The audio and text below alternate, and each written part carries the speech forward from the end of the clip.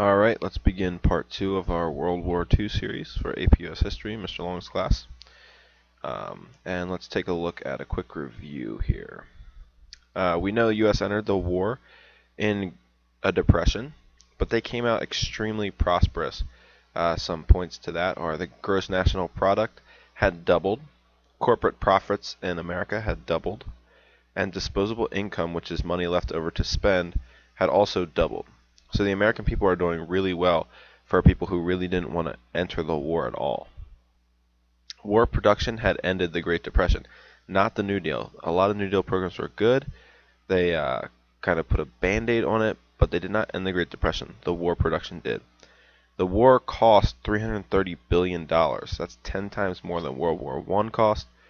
Remember, we were in this huge debt coming out of World War I.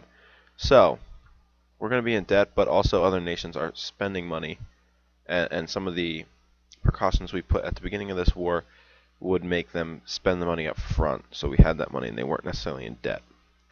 Our national debt did increase, though, okay, because we are spending money also, from $49 billion to $259 billion. And let's also remember, as we talk about World War II, that it is more important to understand what goes on in the home front, how we mobilized our economy, the effects it had on African Americans and women, and overall effects on the economy getting us out of the Great Depression, than it necessarily is to know the battles of World War II, which we won't spend time discussing really. Alright, let's take a look at our two main fronts, the Pacific Front and the European Front here going forward. And first, let's take a look at the Pacific Front. Remember Japan, they had begun to take action. They had this dream of becoming an empire. They are known as the land of the rising sun. So their theory and how they're going to go about this is they're going to take island after island, which we kind of steal from them in the future. But they're going to take islands like Guam, the Wake Island, the Philippines, which was really an embarrassing ordeal for the United States, especially General Douglas MacArthur, who had to sneak away. But he did vow to come back and take that island, which we will see here. So we have this embarrassment in the Philippines, and after the Japanese took the Philippines, they are going to capture soldiers and hike on the infamous Bataan Death March, which was 85 miles. Most people died. The U.S. finally gave up and kind of stepped back a little bit, and then are going to go on the attack. The turning point in the Pacific was the Battle of Midway, which happened in June of 1942. The U.S. is actually going to intercept a message about this Japanese attack on Midway Island, and Admiral Chester Nimitz is going to send a U.S. fleet and surprise the Japanese. So they don't see it coming. We win in a rout. And again, this is the turning point of our Pacific fighting. So as I said earlier, the Japanese wanted to take island after island. The U.S. is going to take that theory and run with it, and it's called island hopping. Our plan is to take smaller, weaker islands, build air force bases and military bases and places ships can stop and refuel and get supplies, and then they are going to use those bases to take the stronger islands by bombing and cutting off resources. The two main thrusts are done by MacArthur in the south and Nimitz in the Central Pacific. This is where we see the Battle of Guadalcanal in August of 1942, which you guys may have seen from the show The Pacific, and also where we take the Marianas Island, which is the future launching point of the B-29 bombers, which launched the atomic bombs, or dropped the atomic bombs on Hiroshima and Nagasaki. What we see here is a map just kind of displaying island hopping for the U.S. throughout World War II. Okay, let's turn our focus to the European front. War in Europe was very slow. And there are a few reasons for that we'll take a look at. You can see here. U.S. war machine took a while to get going. So again, we said we needed time. We got that, but it still took a while to get going. Two is the German Enigma code. It was tough for us to decipher until we got an Enigma machine.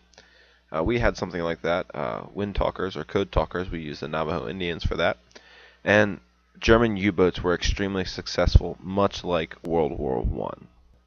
Okay, 1942 is an extremely important year when it comes to World War II. It was really the turning point in the war in Europe, and also in the Pacific we saw with the Battle of Midway. But in Europe, we see a couple of major events topped with Stalingrad, which was the last real offensive by the Germans, and which really stopped them from pushing forward. One, we see the British bombing the Germans in France. Two, the Americans bombed Germany itself, so we're threatening their home. Okay, that's important because just like when the Americans got bombed at Pearl Harbor, we were threatened personally. This is personally going to affect the Germans. Number three, the Battle of El Alamein. This is going to stop the Germans from linking with the Japanese in the Mediterranean, so supplies are broken apart and they can't join forces there. And fourth and most important is the Russians stopped the Germans at Stalingrad. Months later, they would push the Germans back and recapture about 2/3 of their lost territory. That's important because it is really the furthest the Germans got and the last real offensive they would throw at us as allies. Here we see a map that shows the spread of Nazi Germany in red. You can see it is penetrating all through Europe, and you can see it up to Stalingrad, and then we see the reversal at Stalingrad in 1942. This is a problem.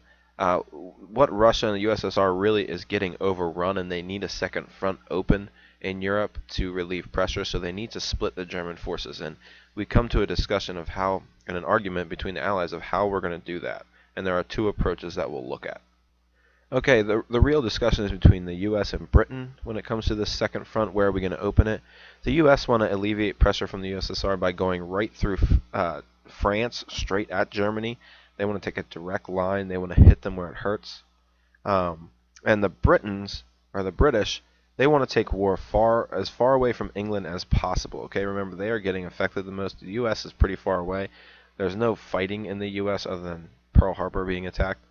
So they want to attack the soft underbelly in North Africa and then go up through Italy into Germany.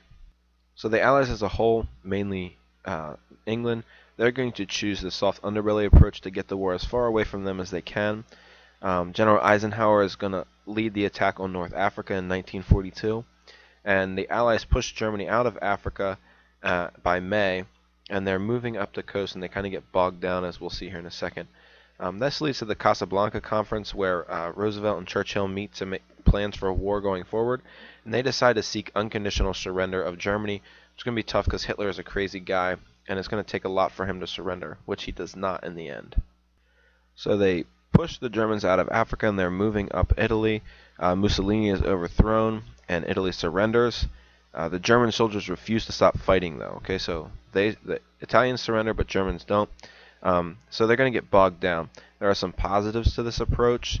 It took some of the German men and supplies away from USSR and helped defeat Italy. But there are negatives as well. It's going to delay the D-Day invasion, which in the end is what really secures victory for us. And it's going to give Russia extra time to fall further into Eastern Europe.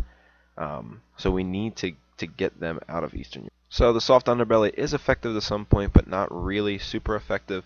This is going to lead to the Tehran Conference in November and December of 1943. The Big Three meet to formulate goals and coordinate attacks to open up another second front in Europe to alleviate some pressure from the USSR. This is where we plan D-Day. Okay, and this is an assault across the English Channel. It's the largest amphibious assault in history. The assault took place at Normandy. The Germans thought it would take place at a different spot. They thought it would take place at the narrowest point in the channel, just because that would be easiest, but it didn't. So we kind of caught them by surprise. They had more troops up at that narrow point than they did at Normandy. So General George Patton led the U.S. troops across the channel, and Paris was liberated in August of 1944. This is going to be a huge moral boost. And really get the Allies' morale up. Throughout the war, though, there is an election going on in the U.S., and we see FDR win big again. It's kind of hard to take him out. He's been successful throughout war and depression, so you can't really take him out of office.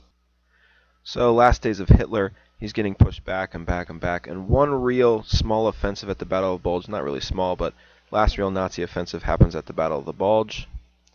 And Victory in Europe Day happens May 8th, 1945, when Germany officially surrenders. And that will conclude our Part 2 of World War II series. Thanks a lot.